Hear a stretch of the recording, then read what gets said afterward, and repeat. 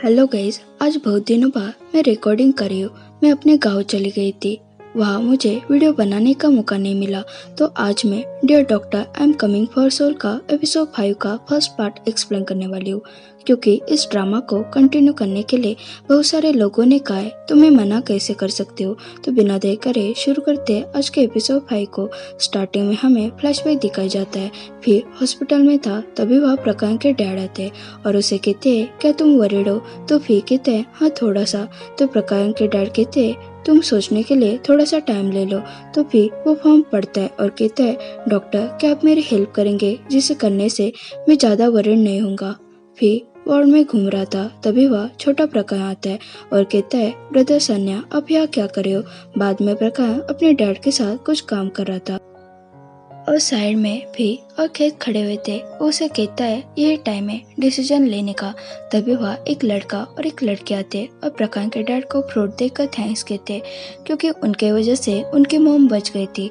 प्रकाश उन्हें हेलो कहता है, तो लड़का कहता है प्रकाश अब पहले से हेल्दी और बेटर हो गया है।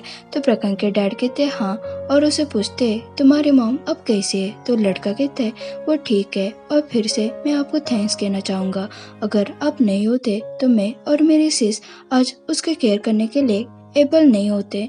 तो लड़की भी उन्हें थैंक्स कहती है। तो प्रकाश के डैड कहते ये तो मेरी ड्यूटी है। तो वो लड़का प्रकाश से कहता है प्रकाश तुमने क्या सोचा है, तुम्हारे दोनों पेरेंट्स हॉस्पिटल में काम करते हैं, तो क्या तुम बड़े होकर उनके जैसा बनना चाहोगे। तो प्रकाश कहते हैं हाँ मैं डॉक्टर बनूंगा।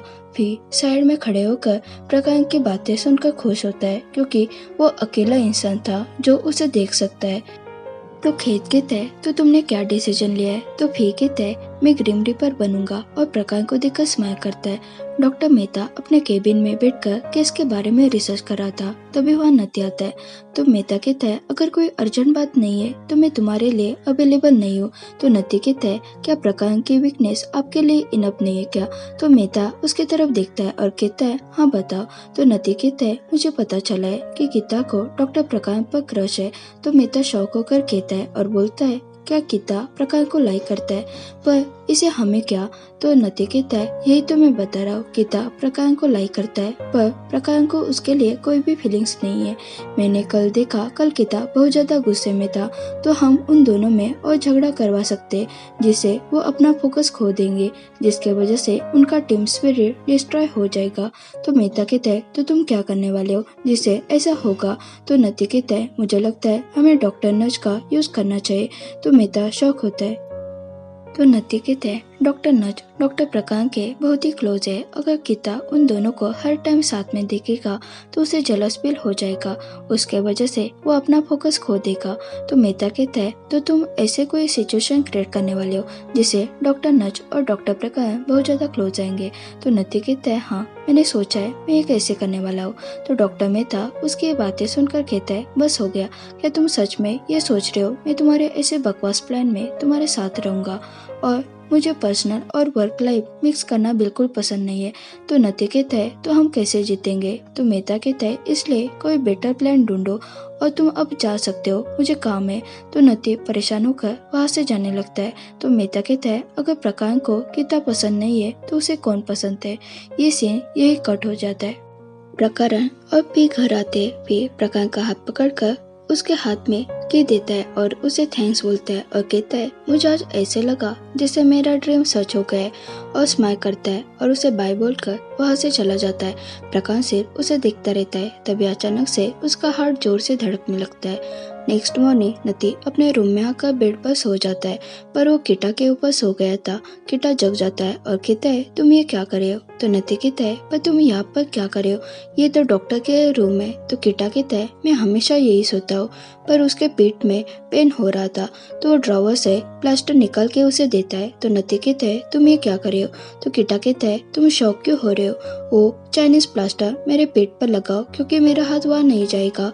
तो नती कहता है ओके ठीक है, और वो प्लास्टर लगाने लगता है और कहता है तुम्हारी मसल कितने टाइट है, तो कभी कभी अपने बॉडी को स्ट्रेच करो। तो किटा कहता है इसकी जरूरत नहीं है क्योंकि मैं फ्लेक्सिबल हूँ, वो भी किसी भी पोजीशन में। तो नती कहता है तुम ये कैसे बकवास बातें कर रहे हो, और तुम्हें अपने हेल्थ की केयर लेनी चाहिए, क्योंकि तुम्हें देखकर ऐसे नहीं लग रहा है तुम ठीक हो।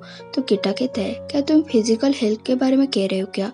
पर ये परमानेंट नहीं है। मैं जब यंग था तब मैं बहुत सारी चीजें चाहता था, पर जैसे जैसे मैं बड़ा होता गया तो सिर्फ एक चीज चाहता हूँ, वो है ये बैक पेन नहीं होना चाहिए। तो नती उसके ऊपर प्लास्टर लगाता है और कहता है, हो गया, अब जाओ, मुझे सोना है। और वो बेड पर लेट जाता है, पर तभी उसके पेट से आवाज आती है। तो किटा कहता है, ये कैसी आवाज है?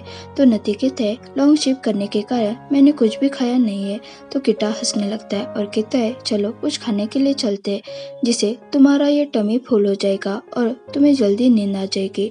और वो दोनों शॉप में पिज्जा खाने के लिए चले जाते हैं। नती पिज्जा को देखकर खुश होता है और खाने लगता है। तो किटा कहता है, मैंने तुम्हें हमेशा हार्श फेस रखे देखा है, मुझे लगा था तुम्हारे फेशियल मसल डेड हो गए।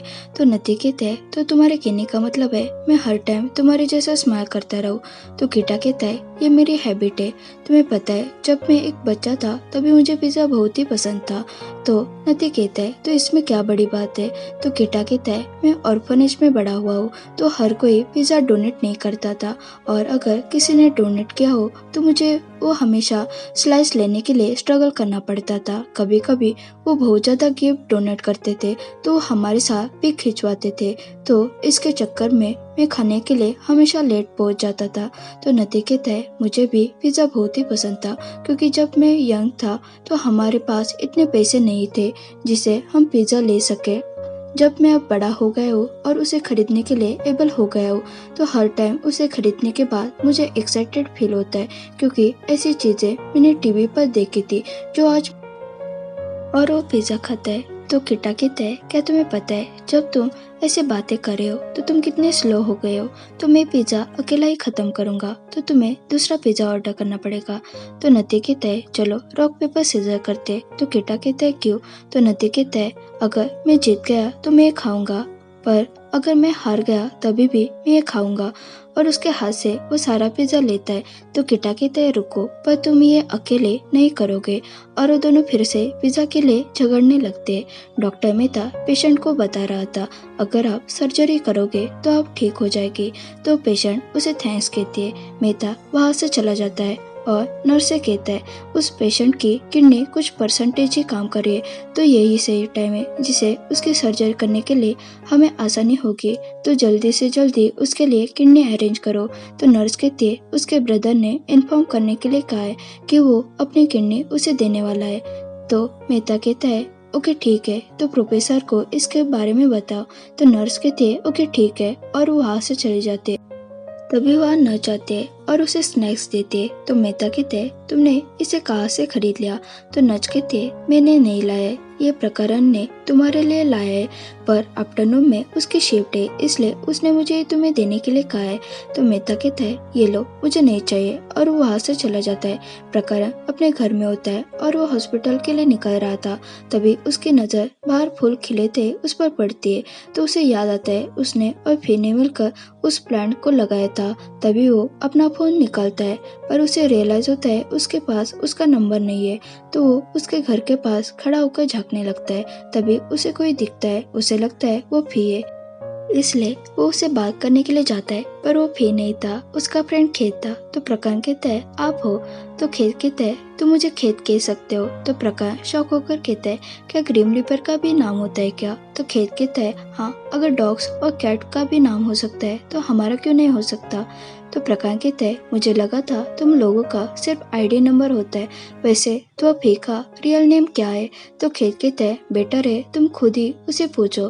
तो प्रकाश कहता है, वैसे वो कहाँ है? तो खेत कहता है, वो काम पर गया है। तो प्रकाश कहता है, ओके ठीक है, मुझे भी यहाँ से अब जाना चाहिए, और वो वहाँ से जाने लगता है। तो खेत कहता है, एक ग्रीम रीपर और डॉक्टर को अपने वर्किंग आवर्स में एक दूसरे को नहीं दिखना चाहिए। तो प्रकरण उस बात को सोचने लगता है और वहां से चला जाता है। वो कार चलाते हुए उस बात को ही सोच रहा था। तभी उसकी नजर जहाँ एक्सीडेंट हो गया था वहाँ पड़ती है।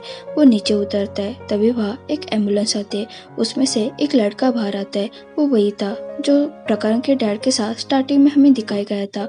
तभी अचानक से एक कार आकर उसे उड़ा के वहां से चली जाती है। प्रकरण जल्दी से उसके पास आता है, पर वो मर चुका था। वो सामने देखता है, वह भी खड़ा था और उसके साइड में उस लड़के की सोल खड़ी थी। प्रकाश फी के पास आता है और कहता है क्या इस कार्ड में बास का नाम लिखा है क्या?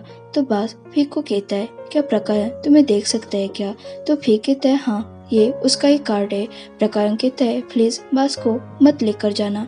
बास को भी प्रकाश को देखकर बुरा लगता है पर वो फी से कहता है मैं खुश हूँ यहाँ से जाने के लिए, पर मैं एक फेवर मांगना चाहता हूँ। मैं अपनी किडनी अपने सेस को देना चाहता हूँ, क्या तुम उसे कहोगे? फी प्रकाश को कहता है बास को हॉस्पिटल लेकर आते हैं। बास के सिस्टर की सोल उसे लाते हुए देखती है और परेशान होती है। तो फी कहते हैं तुम्हारा ब्रदर पहले से ही मर गया है और अब आपका भी टाइम हो गया है न्यू जर्नी के लिए। आप मर गए हैं क्योंकि आपकी किडनी फेल हो गई थी। तो वो लड़की उसे कहती है क्या मैं आखिरी बार मेरे ब्रदर को देख सकती हूँ? तो फी कहते हैं होप सो। तो वो लड़की रोने लगती है। ओके गाइज, यहाँ हमारा पार्ट 1 खत्म होता है। सेकंड पार्ट भी जल्दी आएगा। अगर आपको ये वीडियो पसंद आया हो तो इसे ज़रूर लाइक शेयर और कमेंट करें और चैनल पर नहीं हो तो ज़रूर सब्सक्राइब करें। Thanks for watching.